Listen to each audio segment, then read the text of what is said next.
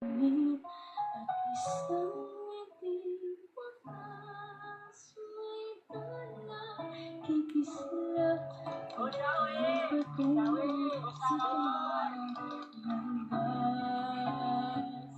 Unti-unting mararating dalangin at bituin. Unti-unting kinabukasan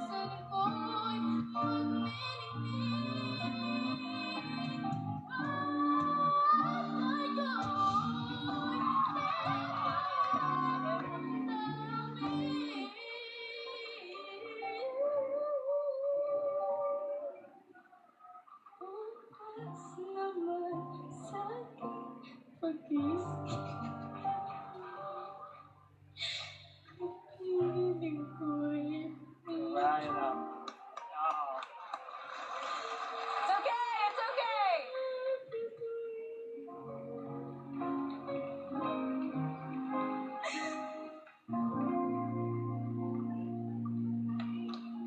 Oh my goodness, ba't ka naiiyak? Teka, anong pangalan mo?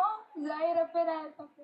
Nung nag-umpisa ka na ng pagkanta, parang nakita mo na kaming lahat biglang umatras sa aming masya. Okay, kay Sharon na to. Meron na siyang narinig sa boses mong special. So, congratulations to you. Naramdaman namin na naging emotional ka, nagkinabahan ka, pero minor na lang yan.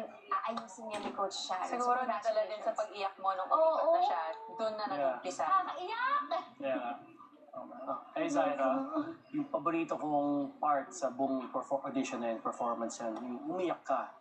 Tapos, kasi naramdaman ko yung saya, yung tears of joy mo eh. So, napasmile na. So, maraming salamat sa moment na para sa akin. Yun na. Hi, Zaira! Meron akong pelikula na ginawa ko nung mga 19 ako. Ang tawag sa kanya, Bituing Walang Ningning. Ang role ko doon ay isa akong tagahanga ng isang malaking superstar na mga awit na ginampanan ni Sherry Hill. Naalala mo yon? Opo. Napanood mo ba yung ending nun? Alam ko lang po yung lines. Ano yun? You're nothing but a second good, trying hard, copycat! Ganun po. Yan. Bilib na bilib ako, alam niya yung linya. Pero ang totoo, hindi naman ako nagsabi noon, si Sherry. Si Sherry po. O, siya talaga. Pero sumikat talaga yon. Yan ang talaga sumikat na, hindi pa ako. Di bale si Sherry naman, mahal ko.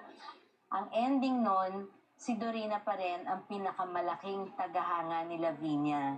Pinasa niya ang koronang talaga namang para kay Lavinia at give up niya yung kasikatan at yung entablado para sa pag-ibig.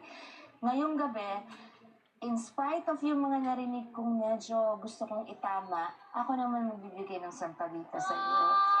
Kasi natouch ako dun sa pagkita mo sa akin, umiyak ka eh. So minsan ako naman dapat magbigay nito. Maraming salamat sa pagpili mo sa kanta ko. Thank you. Thank you. Thank you very much. Oh.